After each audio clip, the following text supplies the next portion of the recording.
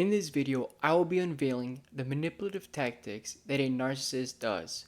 This video is very important because by all means, people use manipulative tactics all the time, but narcissists take it to a whole nother level. Narcissists tend to use manipulative tactics to get what they want and to control you. That is the reason why they do this. So this is definitely something that a lot of people are going to deal with if you are in a narcissist or with a narcissist. And it's even worse when you're in a relationship because they clearly want more control and more power over you. That's what they do. In this video, we're going to be talking about these specific tactics, how to spot them, and what to do when they are using these tactics against you.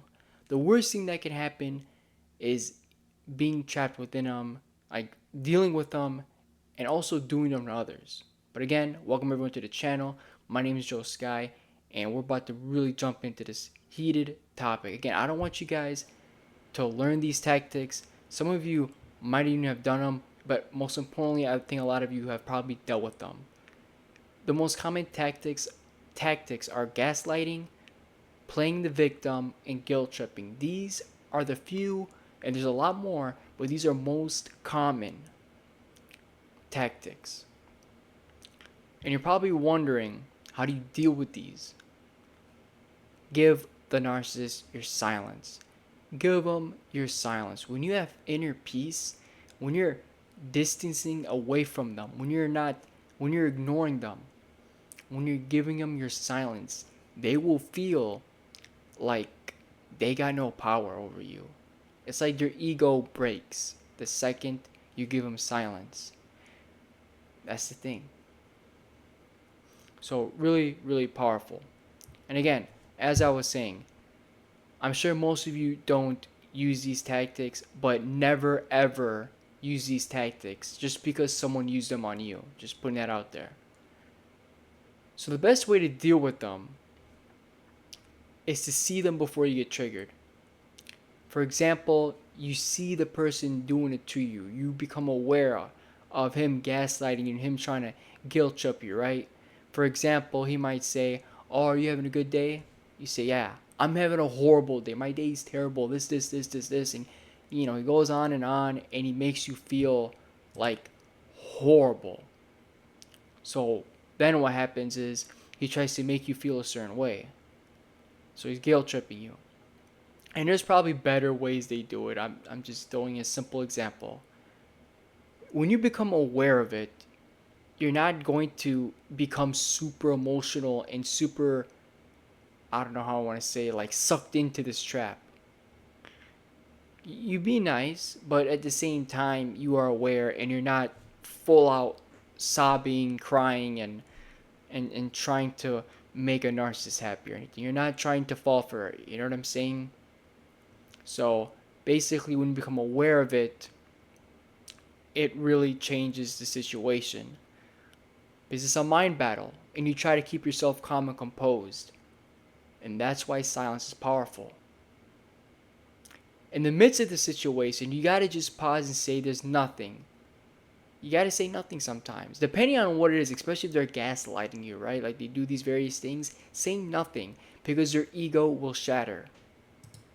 And they will feel, like I said, like they lost control of you. This is super powerful. See it seriously, like the power of just being still, being like saying nothing to this person when they're gaslighting. You just relax, and they're over there doing whatever they do, getting in your head, trying to do all this. You do nothing. When they don't break you, they can't do anything. That's their goal. Their goal is that's what they want. That's what they want, power. They want to control you. So more things you can do to combat all these gaslighting, all these little tactics, and they do a lot of things. Comment down below what they do to you. But setting boundaries is always powerful. Setting boundaries, regardless of how things go. Stopping things before they get too much. Limiting time with this person is so key. I don't think people understand how powerful limiting time with the person is. Obviously, if it's in a work related job, you could always try switching shifts. You could always try doing various things or talking to the boss, etc., etc. Limiting time is going to be obviously the best thing. Getting away is the best, or limiting time is going to be powerful. Not giving them your intention is going to be really powerful. Boundaries. If they come to you and they're sobbing, hey, listen, I got myself to take care of. I understand what you're going through. I truly care for you, but I'm also going through things as well.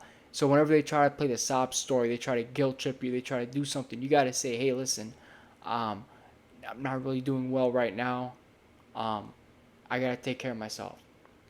Because sometimes they will play with your emotions. They'll try to get in your head. There's a lot of things they do, you know, but setting a boundary like that is going to be incredibly powerful. And in a relationship, you're gonna have to talk. And when things get, because every time you try to open up to them, because there's some guys, they're sick in the head, where if you try to open up to them and say, hey, listen, I don't like the way you're treating me, well, what happens? They always try to do something and they try to show a lot of love. They try to do a lot of love like stuff, if you know what I mean. And to make you forget about what you're going to say. So you don't open up. It's a very sick thing that they might do. You may not understand what I'm saying, but imagine you opening up to the person saying, listen, you treat me very well. You're this, this, this. I see you're manipulating, you're gaslighting. I need you to quit. At the end of the day, they go and they try to do weird stuff, put hands on you, do things, um, do the whole whatever, and try to make you forget about it, move on. They try to use weird tactics, touching tactics, if you know what I mean, which is wrong, to make you forget about this, right? And they keep treating you like crap over and over again. This is a very sick thing that some people do. When it comes down to that, you gotta just leave. And if that's not the case, you need to support. You need to get some support. You need to get support from a professional in your area. Wouldn't recommend like a random person on the internet. Again, I could be wrong. Maybe a random person on the internet could help. An online professional, obviously, right? But I always recommend it in person. Is very powerful, very powerful.